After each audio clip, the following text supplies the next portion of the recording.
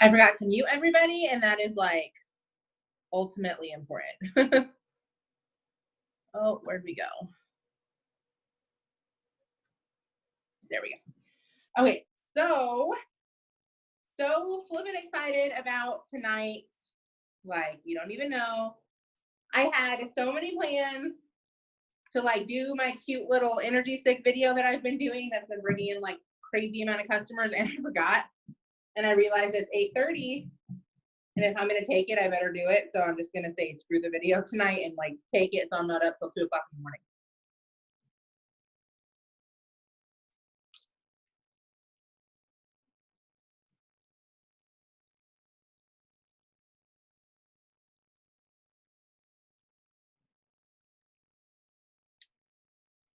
And then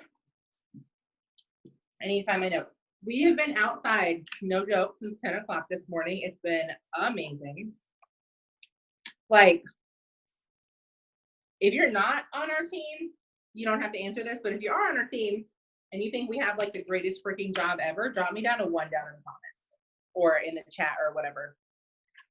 Because I was just like thanking my dang lucky stars the whole time I was outside. I was like, I freaking love my job. Like, I love that I do not have to be in an office right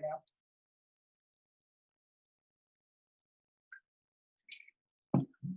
I also feel dehydrated because we've been outside so long. Okay, so last week we ended with habits. So if you're a man or a teenage boy on here, close your ears.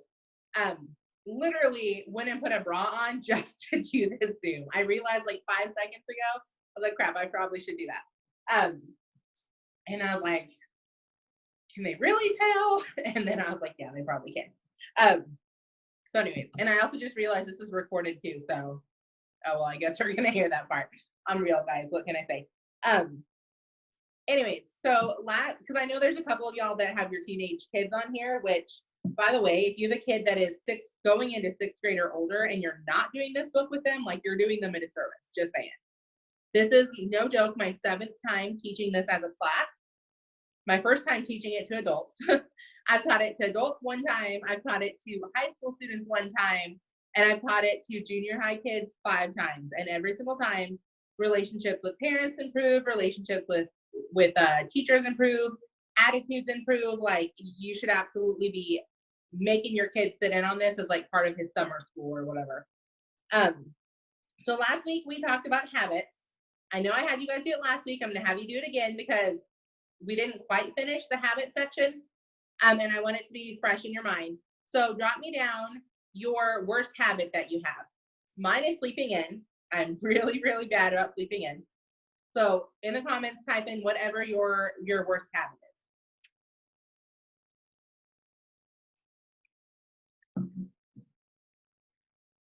And the reason I want this fresh in your mind is because literally what we're talking about right now is your habits are your choice. Consistency. Not taking time for myself. My eyesight sucks, guys, so you're just gonna see my forehead anytime I'm reading.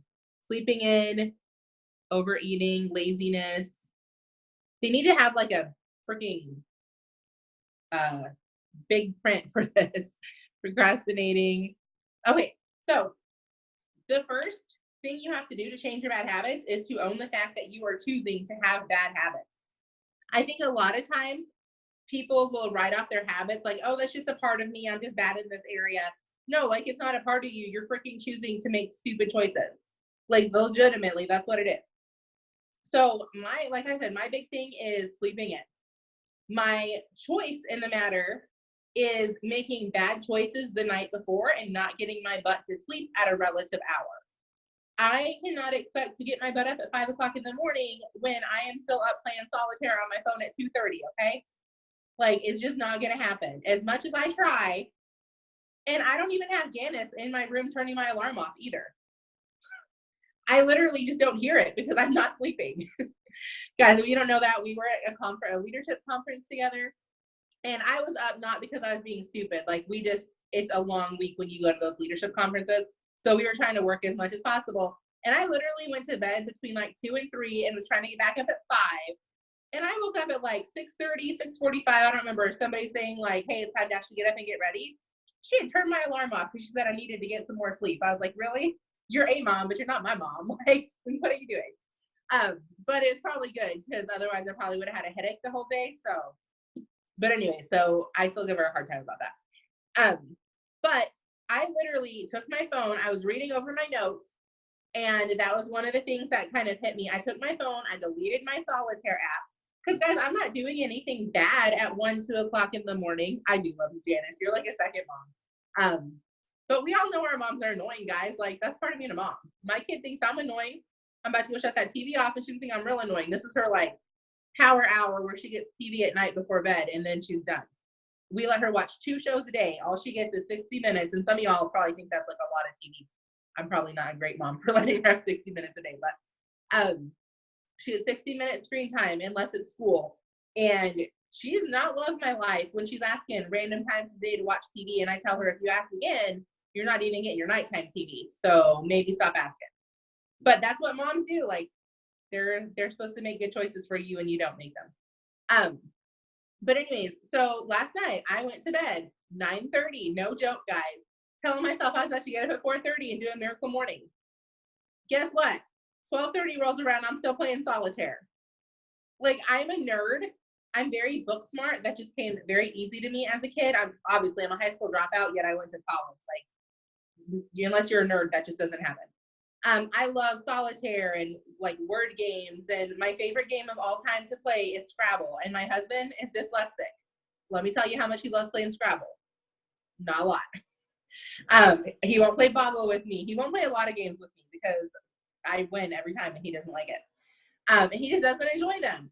So for him, it would be like listening to sports radio or, scrolling through the sports thing. For me, it's playing solitaire. Like whatever your bad habit is that you are choosing to do, you can stop. You just have to make yourself stop. So I deleted the app altogether because I just decided it's not worth it. Like if I'm going to be on my phone when I am not necessarily supposed to be on my phone, I'm going to make myself work because I don't make myself not do it and I'll just go to bed.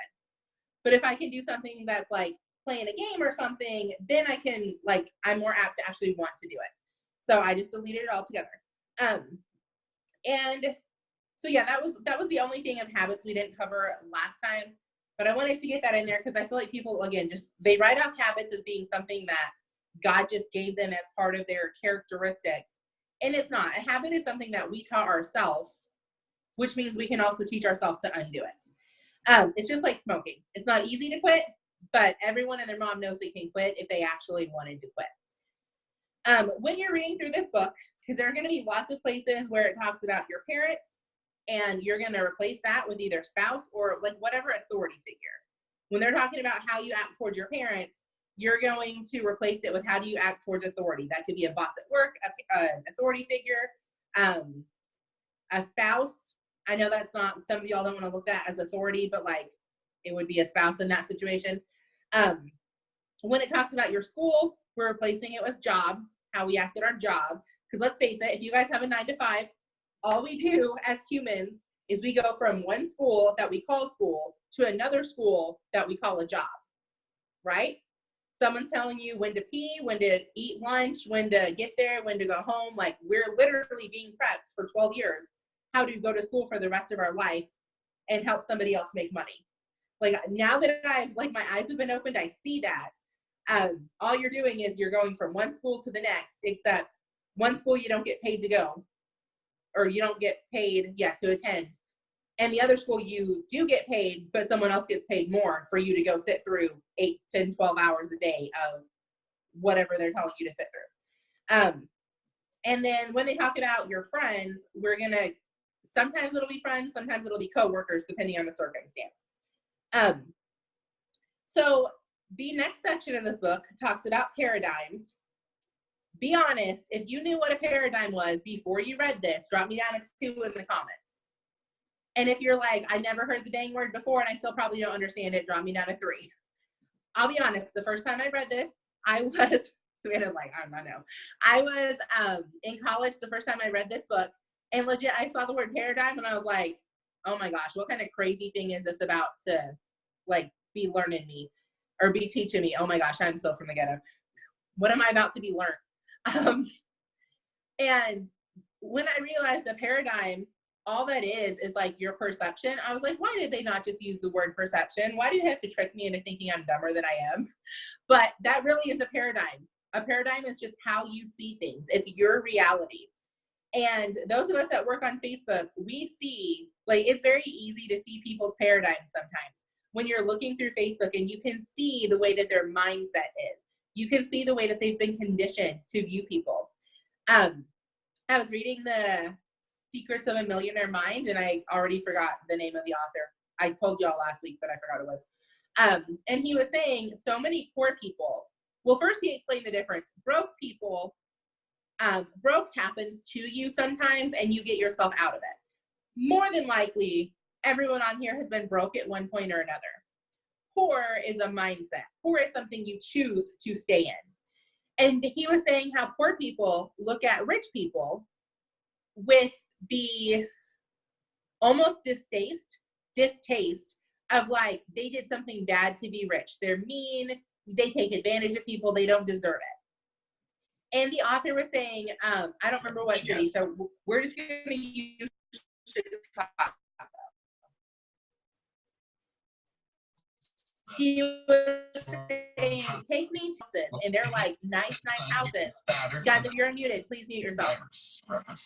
If not, I'm gonna have to get up and mute in a few minutes. He was saying, take me to the nicest neighborhood, and I will show you some of the nicest, kindest, hardworking people, because no one gave them those houses. Like, they worked their butts off for them. And I was thinking, I was like, I've never thought about that, because I used to have the paradigm of rich people probably got lucky. They were born with a silver spoon in their mouth. And then when I just thought about that simple concept, like, who do I even know that owns a really nice house, even if it's not like $1 million house? Who owns a $400,000 house or more? And I can think of a few people. And I know that's not rich, but I know that's not poor either.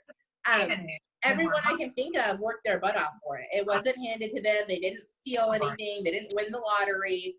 So when I put it in that perspective, I was like, okay, like, that's smart.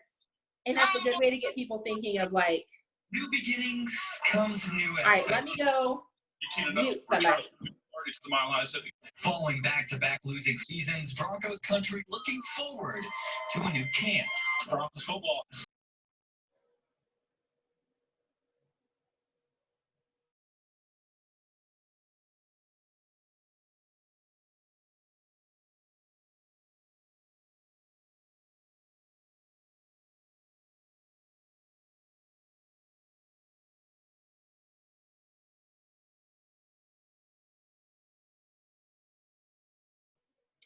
I have to record on my laptop, and I have to do the video on my phone, and if I have them within, like, a certain amount of feet of each other, they screech. It's freaking annoying.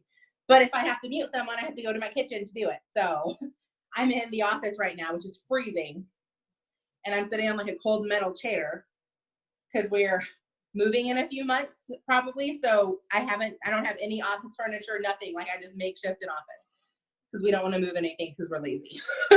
So we're just using stuff that we don't have to move and we can like leave in the garage when we leave. So anyways, so the book talks about a certain paradigm, and you guys have already read it. I'm not going to redo it, but I really like this because it very much centers on the fact of like, don't judge people.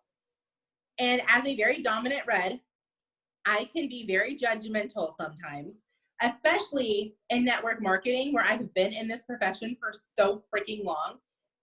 And I realized I've been in this company for 3.5 years. I tried so many companies before this. I've been in network marketing way longer than I care to admit because I lost a lot of money with a lot of companies that just were not very good. So I've been in this for 3.5 years, this particular company. And again, I told y'all I wouldn't say the name, so I'm not going to. But I can be very judgy because over the last, I would say, I guess almost 2 years now, I have really focused on learning the right way to do marketing.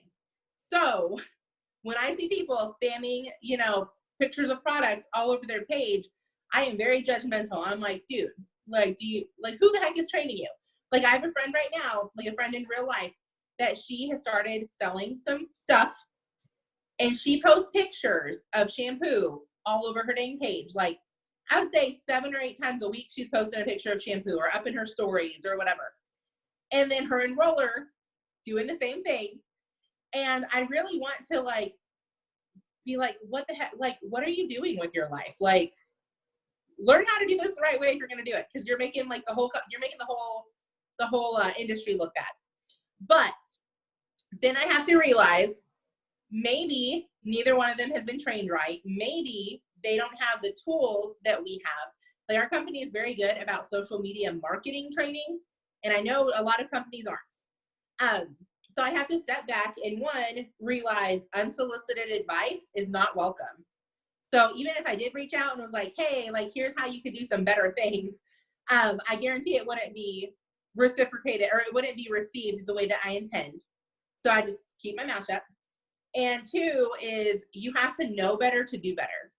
So looking at it from that paradigm helps me be a little bit less judgy and just kind of let them either learn the hard way or fail until somebody else teaches them correctly. But in the adult version of this book, weird noise. In the adult version of this book, there's an illustration about a man on a train with 5 kids. And those kids are like holy little hellions. They're running around everywhere. They're crying, they're complaining, they're whining. The teenage daughter has like blue hair and lip rings and just looks like a gothic little punk sitting in the corner. And the dad is sitting there doing absolutely nothing, just kind of like dazed. And the rider on the train next to him, he has a newspaper and he's reading it. And he eventually puts the paper down and he looks to the man and he says, can you not control your kids? Like, you're just letting them run around and be crazy and be stupid. Like, do you not even care about your kids? And the man turns to him and says, you know what? I'm so sorry. I didn't even realize it. Like, we've just spent the last 2 weeks at the hospital. Their mom just died. We've been battling cancer, and this was like the last 2 weeks. They're not taking it very easy. They're just, they're processing it, and they've been cooped up in a hospital for a while, so they're kind of a little bit stir crazy. And when I read that, I was like, how many times do we judge people when we do not know the whole story? And again, I relate that to the network marketing world because I know a lot of people do not get the training that they need, or someone signs them up and never talks to them again. So these people are like failing forward and just doing anything they can to try to work their business. But we realistically, like, you can relate that to anybody. We all have a paradigm of other people, whether it's when we first meet them, or maybe we've known them for a little bit, but we don't really know them, that we can kind of judge them without actually having the knowledge that we need to judge them. So that was the first paradigm he talked about. But the second one was the paradigm that you have of yourself. And I think this is the one, like, it's very easy to say, oh, I'm going to stop judging people. It's a lot harder to say, I'm going to stop judging myself.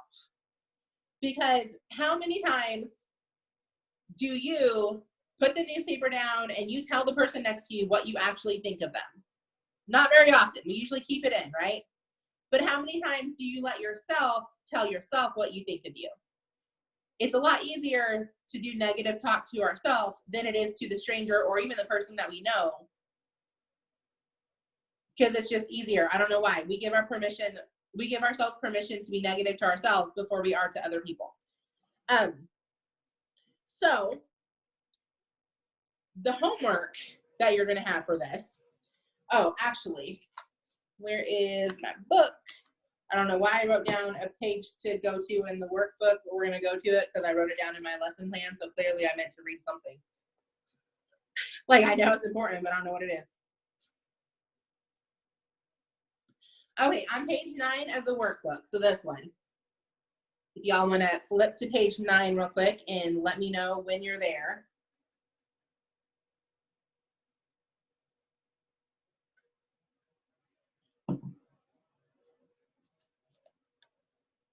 Okay, so sweet.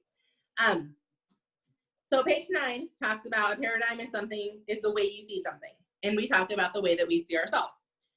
In one of my classes recently, one of my teenagers said something so smart, and she said, I try to tell myself when I see something negative that I see myself worse than anybody else does, and I'm my own worst critic. And I was like, how the heck are you so smart for a 16 or 17? I don't know, she's 16 or 17. I was like, how are you so smart for a teenager? Like, I wish I would have known that at your age. Because I talk to people all the time, and you know why they don't want to go live on Facebook to help promote their business? They're afraid of what other people are going to think of them. They think they're too fat, too ugly, can't do their makeup enough, their hair's too frizzy, like whatever the case may be. But we are our worst critics. And when she said that, I was like, can you just like come lead my team training next week? Because you probably are smarter than I am. And she's somebody who, ironically enough, struggles with body positivity. She's a little bit overweight for a 16-year-old or 17-year-old. I really don't know how old she is. I think she's 17. I don't remember. But that's just something she struggles with. But she's still smart enough to realize, like, as fat as I think I am, people probably don't see that. And I was like, you know what? That's the first start, is realizing that you're not as bad as you think you are. So you guys have already done this, and you probably did. It says some positive paradigms I have about myself are, and if anybody wants to unmute and share, you're welcome to. Just either drop in the comment or go ahead and unmute and start talking. But I thought this was awesome because it is so easy to focus on the negative. How easy is it to focus on the positive? I love my smile. That's good. I may or may not have wrote that I love my boobs, because I honestly do. That's not all I put. I'm not that vain, but legitimately I do love my boobs. So does my husband. Good thing, because I don't have a butt. So they say guys are like either boobs or butt, and I mean, at least I got one of them, and I got like the right match and a counterpart. But I love the fact that I have good hair. Now I feel like I'm pretty. I used to not. I used to feel like I was an ugly duckling. I think I had to like grow into myself. I have pretty eyes and I have nice boobs. If someone was going to name something after me, this took me a few minutes to think about, because I was like, am I really good at anything, good enough at anything? And then I was like, seriously, negative talk already when you're trying to do a positivity experiment. If someone was going to name something after me, it would probably either be a self-help book or some kind of like homeschool like manual or like to do for, moms or whatever. Because those are two things that I like work my butt off on, and I feel like I am finally getting good at them. There's a lady at my church. She's an older lady. She's probably old enough. Well, she is old enough. She has kids that are older than me. Like she has grandkids she has a grandkid that's like 19 or something. So she's in the middle of like mom versus grandma age for someone who's my age right now. And she came in yesterday to church and she goes, man, I watched your video. Like, how did you get so smart? You're so smart for somebody your age. And Ray Hagdon always talks about how you don't have to be an expert. You just have to be good at regurgitating information and putting your spin on it. And that's all I do. Like, if you go watch any of my live videos on Facebook, I don't come up with any of that content. I am not like you can turn, my husband even goes, she doesn't know anything. She just plagiarizes. I was like, thanks, babe. Love the support. I was like, I don't plagiarize. I tell people, like, this didn't come from me. This came from this book or this podcast or whatever. Like, this is how I applied it to my life, but not my information. And I told her, I was like, I just read a lot. I read, I do podcasts. Like, I am so into studying the growth mindset and applying it in my own life that, like, my daughter gets more self-help than most adults do because she's in the room with me. Today, I was listening to a podcast and they were figuratively talking about jumping off of a mountain and how as soon as you get out of your comfort zone and you want to do anything great, you've got to start jumping off those mountains.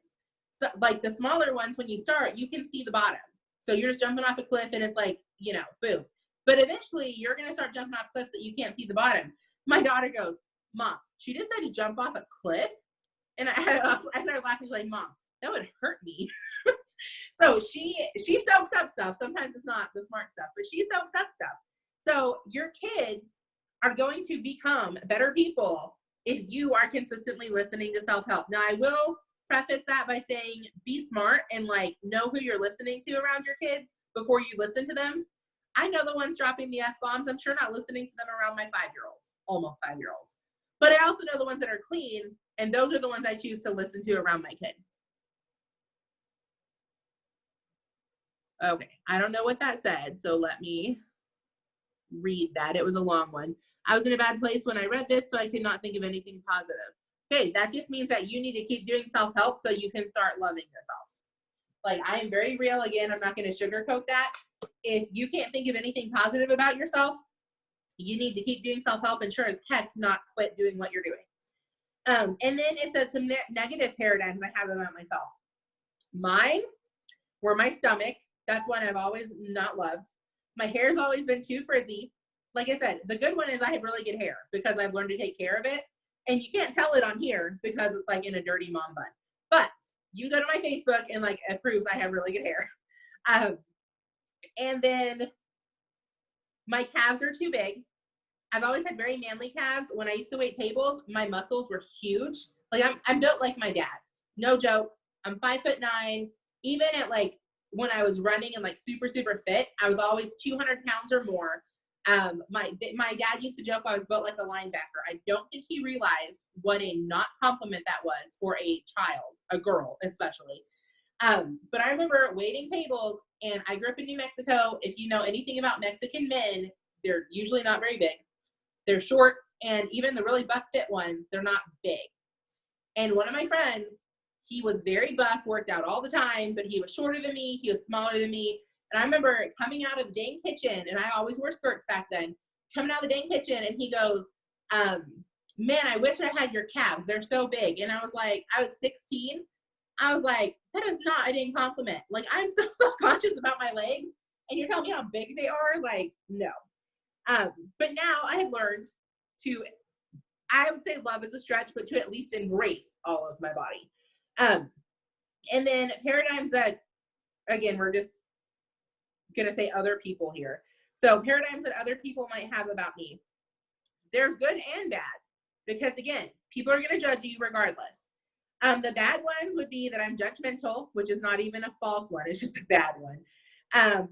Pushy, kind of messy, stuck up. If you don't know me, you think I'm stuck up. I'm very quiet and to myself. I don't give a lot of time to people because that's something I'm super stingy with now. So it comes off as being stuck up until you like kind of earn my time, I guess, which is kind of a bad way to look at it. But sarcastic would be in the middle because some people look at that as bad, some as good. I'm so sarcastic. And then the good ones would be confident, kind, and hardworking. Most people think I am those three, unless they just like really don't like me for some reason, which like not everyone's going to like you, so that's okay.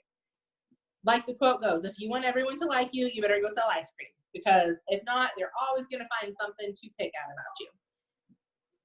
You okay? Okay. My kid, she said something. So anyways, that's all the paradigms about self. And this is something that we really need to teach our kids too. I do affirmations with my daughter all the time, and we're going to get into that in just a few minutes, what affirmations are. But the homework for this, before I forget to tell you guys, because we're going to run out of time, we always do, So get out a pen and paper or your phone or whatever. Yep, just got a 10-minute warning. So I'm going to tell you this, and then we will go until it cuts off. So a couple seconds, grab a pen and paper. Actually, I'm not going to give you a couple seconds. Somebody just write these in the chat. You're going to list 20 positive things, and you're going to do it 3 different times. You're going to list 20 positive things about yourself, and I say 20 because 5 to 10 are easy to come up with. You're going to have to dig deep. That's why you're going to have a whole week to do this. They're going to go beyond your physical appearance. So if you have 20 physical attributes that you love about yourself, you're probably a little full of yourself. That's okay, but that's not what this exercise is for. But you're going to have to go dig deep. So personality, character traits, and physical, like 20 things. And then 20 things about your spouse that are positive. Because who are we the hardest on? Ourselves. Who are we the second hardest on? The people that we live with. Because we see every one of their flaws, and we want to make sure that they know that they are not perfect. And in reality, they don't think they're perfect because they are just as hard on themselves as we are on ourselves. My husband and I, we are very real, very raw with each other. That's one reason we have such a good marriage, because we will call each other on our BS. Probably a week ago now, my husband goes, "You've gotten really mean lately." And I was like, just going through some stuff. But when I go through some stuff, like I'm in attack mode. I was going through some stuff. If you don't have a spouse, but you live with your kids, use your kids in that section. If you don't have a spouse and you don't have any kids, just leave that section blank. So if you don't live with anybody, in other words, so if you live with your parents, put your mom or dad on there, like whoever you're closest with, because I guarantee you rag on them more than you think you do. So anyways, he said that, and my first reaction, my gut reaction was like, no, I don't, fool. Like, you need to go somewhere with your life. And then I remembered, I was like, no, because we've always had an open door policy. No, that sounds bad. We've not had an open door policy. That means something else. We do not have an open door policy. We have, I don't know, open communication. Open communication. That's a better word for it. I think open door means swingers, right? We're not swingers. So an open communication to where we can call each other out on our BS. And so I had to look at myself and I was like, you know what? I have been kind of mean to you. But again, guys, that is why, like, people ask me all the time, how do you have such a freaking awesome marriage? Because we don't let each other do stupid stuff without saying something about it. That's why. Like, I know that if he's doing something that bothers me, I'm allowed to lovingly tell him, and vice versa. Like, he is not going to get mad at me because I'm honestly telling him something that bothers me. Now, at the same time, when it's stupid stuff like the fact that he don't ever put his clothes in the dang dirty clothes, or he don't ever check his pockets, and I've washed and dried more ink pens than I can count. Like, at that point, you pick and choose your battles. And now I make my daughter do the laundry because I don't want to do it. So she picks up all the clothes, and that's, you know, perk of having a kid. And 2, I make sure and check his pockets. I'm just going to stop being petty, and I'm just going to do it. Just like he really dislikes some things that I do that I really can't think of right now, but I know there's a million of them because I'm way more annoying than he is. But I don't remember what they are. He just picks and chooses his battles. So communication is huge. And then also picking and choosing your battles is huge. Like, there are certain things that you should not overlook. Like when your spouse is constantly negative to you or constantly calling you names, even if they think it's joking. Like, there was one point where my husband would sarcastically make remarks about my weight when I was like first getting diagnosed with PCOS, didn't know why I was gaining a lot of weight. And he'd be like, "You're eating again?" And I would just start bawling. And I finally had to sit and talk to him. I was like, "I know you're being sarcastic, but no. Like, there are things about him that I won't mention on this Zoom that if I made fun of him or talked about them in public, it would like tear down his manhood." So I know what not to joke about because those are the things he's actually sensitive about. Does that make sense? Like, my husband can make fun of my dirty hair or not wearing makeup or whatever, like on days that I'm home and doing nothing, and it's just funny and it doesn't matter. Like, you haven't changed your clothes. It's been like 27 hours. But if we were on our way to church or a date and he looked at me and said, "Wow, you're going to go with your hair looking like that," it would bother me. And he knows that. So you just have to get to where you have open communication and you don't jab at the things that actually make a difference to the other person. So that's where writing down 20 things that are positive about that person, when you start thinking of something negative, remember that list and try to say something positive instead. And then the third one is 20 positive things about somebody that you don't like that you have to deal with in your life. As soon as I said this, I thought about the lady that I'm going to write about, like no joke, because I've been praying so hard for God to help me like her, because I don't like her right now. And usually when you don't like someone, it's on you, right? Like, we control our attitudes, nobody else. So I'm going to write down 20 things I like about this person. And then the last part of the challenge is pray for each of those people every single day. Now, if you're on here and you're not a prayer, like you don't believe in that, don't worry about that step. You all know I'm like unapologetically Christian. Like, I already know that and they don't get on my Zooms. I don't push it on you, but I also don't hide it. So 4 steps is writing down 20 positive things each about yourself, your spouse, or whoever you live with, and the person that you don't like, but you have to see like in person. So not some random person on Facebook that told you off that you don't even know from like a hole in the ground. Somebody you actually know. And then the 4th step of that is praying for each of those people every single day for the next 7 days. And if you have to stalk their Facebook page to figure out what to pray about them for, go stalk their Facebook page. That's okay. I get a lot of my prayer requests off of Facebook because a lot of people share way too much on there, but it gives me something to pray about. Like, when I know who your husband is sexting because you're tagging everybody on a Facebook post, a little bit too much information, but at least I can pray about it. So that's how I choose to look at that scenario. And you'd be surprised. Some of y'all are laughing, but like if you worked on Facebook as much as I did, some people will be sharing way too much of their personal business. Business. So, Savannah, can you hold up fingers how many minutes we have left? 3. So the last thing, I'm going to end with this, and then we'll start talking about this next time, but is getting your kids, if you don't have kids, just, shut me down right now, but getting your kids into some kind of affirmations. If you want them to have a strong paradigm of themselves before they're middle-aged women, and you're trying to learn to love yourself.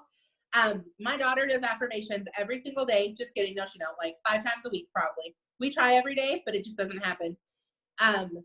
She does affirmations, and she's 4. So her affirmations are like, I dream big dreams. I love Jesus. I am loved. I am smart. I am strong. I am pretty. She threw in, like, I let her make up her own too when she hears them. So she has started bringing ones to the table. I am beautiful is one that she likes to keep saying. So she's probably gonna be full of herself when she's older, but we'll deal with that when it comes. I'm funny. That's one of her favorite ones because that kid will crack you up like nobody's business. She's a little firecracker. I love mom and dad, which really isn't an affirmation, but she can keep saying it because I want her to know that when she's a teenager. I'm gonna remind her, like you said, you love me, so you better start showing it. There's a few more out there. You can Google like affirmations for kids, but the way we do it in our house, 3 different ways. She either just repeats them after me. We'll do 3 to 5 a day. So on days we're running late, she just repeats them. We have a bank that we use that you can go to my YouTube channel and you can find it on there. So it's called the Affirmation Bank. It shows you how to make it. Or I let her write with dry erase markers on her closet door, which is a giant mirror. So I write it, and then she gets to write it underneath. She thinks it's so fun. Different colored markers that you can get for $4 at Walmart, and then we say it as we write it. So that is it for this one. I hate that these are so freaking short, but have an awesome rest of whatever the day is, Thursday, I guess, and I will see you guys next week. Bye.